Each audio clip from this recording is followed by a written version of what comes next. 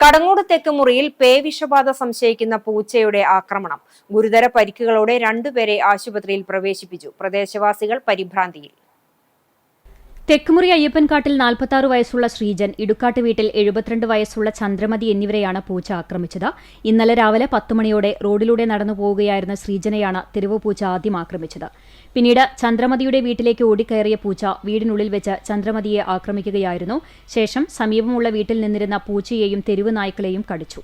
നാട്ടുകാരെ പരിഭ്രാന്തിയിലാക്കിയ പൂച്ചയെ ward member Prameela മണികണ്ഠന്റെ നേതൃത്വത്തിൽ അനിമൽ റെസ്ക്യൂ പ്രവർത്തകനായ ബൈജു, അഭിലാഷ് കടങ്ങോട്, വിനോദ് കുമാർ, അനന്തു എന്നിവരും നാട്ടുകാരും ചേർന്ന് വലയിട്ട് പിടിച്ചു നിരീക്ഷണത്തിലാക്കി.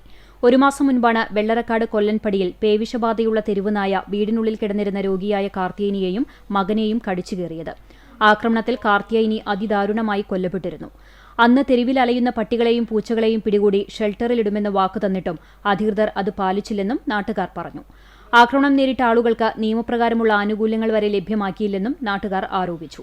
ഇത്തരം സംഭവങ്ങൾ ആവർത്തിക്കുമ്പോഴും അധികാരികൾ വേണ്ട നടപടി സ്വീകരിക്കാത്തത് പ്രതിഷേധത്തിനിടയാക്കിയിട്ടുണ്ട്.